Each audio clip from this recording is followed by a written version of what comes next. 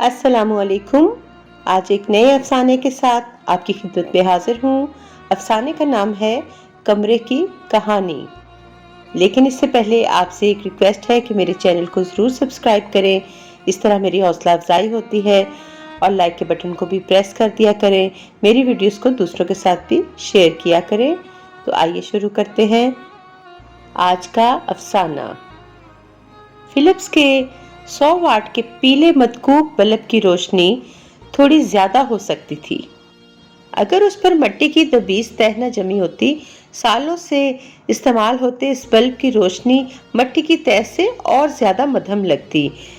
ऊपर से घिरर घिरर चलता पंखा फिजा को और ज्यादा दिलजार बना दिया करता। मगर ये सब कुछ किसी बाहर से आने वाले अनजान फर्द को महसूस होता था। घर के दीगर अफराद इसके आदी थे। साबरा इसी पीले से बल्ब की रोशनी में रात भर सिलाई मशीन में धागा डाल डाल कर कपड़े सीती और सायरा, शाकरा और साबर भी इसी एक कमरे में अपने अपने कामों में लगे रहते। साबरा जो कपड़े सिलाई करती, सायरा उन कपड़ों के काज बनाती, तुरपाई करती। शाकरा कढ़ाई के साथ साथ दुपट्टों पर क्रोशिया के काम भी करती। रहा साबर तो वो अपनी दिहाड़ी लगाकर शाम ढले घर आता तो इसी कमरे में लगे बल्ब की रोशनी में दूसरी मशीन पर साबरा के साथ कपड़ों की सिलाई का काम करता। अम्मा सारा दिन घर की सफाई, बर्तन, कपड़े और खाने के नाम पर प्याज टमाटर के सालन और रोटी बनाने की जिम्मेदारियां उठाए बैठी थीं।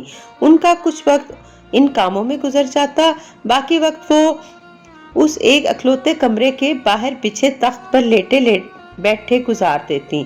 इस तख्त के साथ ही मिट्टी से लिपा हुआ चूल्हा था और 2 दीवारों के साथ बीच में तीसरी दीवार डालकर गुसल खाने और लेट्रिन का काम लिया जाता था, जिनके आगे 2 पर्दों का दरवाजा था।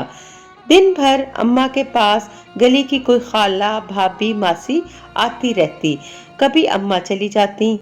अब्बा ने तो सौदा बिकने के बाद शाम ढले गली के कोने पर ठेला जंजीरों से बांधकर बच रहने वाले गले सड़े फ्रूट के साथ घर वापस आना होता था।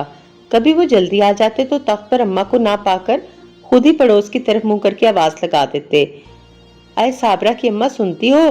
घर को आ जाइयो, मैं आ गया हूँ।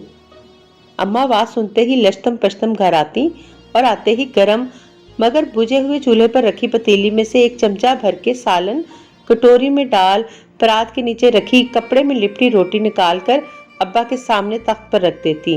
साथ ही घड़ोंची में से पानी का कटोरा भर कर रख दिया करती। जब तक अब्बा खाने से फारिग होते, अम्मा वहीं तख्त पर बैठकर आज की फेरी की दास्तान सुना करती। कितना फल लिया, कितना बिका, कितना बचा। और अब्बा खाने से फारिग होकर जो आज की कमाई रकम अम्मा के हाथों में थमाते तो जैसे हफ्ते क्लीम की दौलत अम्मा के हाथ लग जाती। इस रकम का बड़ा हिस्सा तख्त के नीचे लोहे के ट्रंक में रखी गुलक में डालकर चंद मुड़े तुड़े नोट लेकर कल के खाने की मेन्यू तरतीब देती, जो बहुत आसान था। 1 पाव प्याज, आध पाव टमाटर, कभी ज्यादा पैसे मिल गए तो दाल या सब्जी, वरना प्याज टमाटर तो रोज की डिश थी ही। अचार घर में, नमक मिर्च और खुला तेल पाव भर घर में मौजूद रहता ही था। बड़ी अच्छी गुजर बसर हो रही थी। बच्चे जो कमाते वो सबसे लेकर लोहे के ट्रंक में छुपे उसी गुलक में जमा होता जाता। आए साबरा के अब्बा, अल्लाह का कितना करम है हम पर कि वो हमारी गुलक को भरता जा रहा है।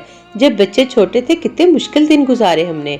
अम्मा ने याद कराया तो अब्बा भी माजी में चले गए कि जब उनकी शादी हुई थी तो यही एक कमरे का एक कोना 4 अतराफ पर्दे तान कर उनका हुजला अरूसी बना दिया गया था और उन पर्दों से बाहर कमरे का हिस्सा उनके माँ बाप और 4 बहनों की रिहाइश था। जब कमरे से बाहर की 4 दीवारी में छत नहीं थी कि तख्त रखकर दिन रात गुजारी जाती। बस कमरे के बाहर सिर्फ 3 दीवारें थीं जो चूल्हा, बाल्टी और लोटे की तकसीम के लिहाज से इस्तेमाल की जाती। बाल्टी और लोटे की 2 दीवारें टाट की बोरी के पर्दे से मज़य्यन थीं और चूल्हा बगैर पर्दे वाले हिस्से में था।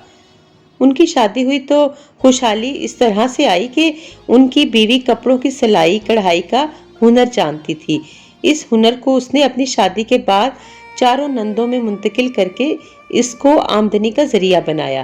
पहली पहल पुरानी सी एक ही सिलाई मशीन से सब ने हुनर सीखा। پھر اسی مشین سے کما کر 2 مشینیں مزید خریدنے کے بعد ساری آمدنی اسی طرح گلک میں جمع ہوتی رہی۔ ہر بار جب گلک توڑتے کسی بڑے کام کے لیے ہی توڑتے۔ پہلی مرتبہ برآمدے کی چھت ڈلی، پھر اس کے بعد یہ سلسلہ چل نکلا۔ ان کے اپنے بچے بھی اسی ایک کمرے کے کونے میں پردے کی چاردیواری سے باہر نکل کر دادی پھپھیوں کے پاس پلتے رہے۔ ایک ایک کر کے چاروں نندوں کی شادیوں میں گلک ٹوٹتے گئے اور ایسے برکت والے روپے نکلتے اس گلک سے کہ پورے محلے میں مشہور ہو گیا کہ صابرہ کی اماں کے آنے سے اس گھر میں خوشحالی آ گئی۔ اس نے نندوں کی شادیوں میں چارپائی، بسترا اور برتن بھانڈے بھی دیے اور 8-10 بندوں کی بارات کو کھانا بھی کھلایا۔ ان کے تو دن بدل گئے۔ مگر یہ بات تو صابرہ کی اماں اور ابا ہی جانتے تھے کہ ان کے دن تو کبھی بدلے ہی نہ تھے۔ اول روز سے کمرے کے ایک کونے کے پردے والے حصے سے وہ باہر برآمدے میں تخت پر زندگی گزارنے لگے۔ ان کا اپنا ایک کمرہ تک نہ تھا۔ پہلے بہنیں اور والدین، پھر اپنے بچے اور ان کے کام۔ ہاں بھلیے لوکے، یہ گلک بھرتی ہے اور خالی بھی ہو جاتی ہے، مگر میرے تیرے دن تو کبھی نہ بدلے۔ ہماری زندگی تو کمرے کے کونے سے شروع ہوئی تھی اور برآمدے کے تخت پر ختم ہو رہی ہے۔ ہم نے کہاں سکھ دیکھا؟ صابرہ کے ابا ازردہ ہو جایا کرتے۔ وجہ یہی تھی کہ ان دونوں نے محنت کی، مگر ہمیشہ ان کے گلک دوسروں کے کام آئی۔ آخری 2 مرتبہ صابرہ کے دادا دادی کے مرنے پر گلک توڑی گئی اور بغیر کسی کی امداد کے کفن دفن کا بندوبست ہو گیا اور اب پھر سے گلک کھلنے کے قریب تھی۔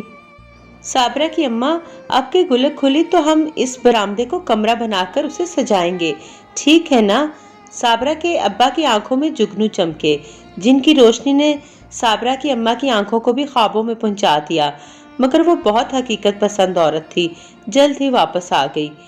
ارے ہٹو پی، کمرہ تو ہم تب ڈالیں گے جب صابر کی شادی کریں گے، اور وہ ابھی چھوٹا ہے، ابھی تو صابرہ کی شادی کرنی ہے، پھر سائرہ اور شاکرہ کی بھی، ابھی تو بہت لمبی منزل پڑی ہے سامنے، اور تمہیں فضول خرچیوں کی پڑی ہے۔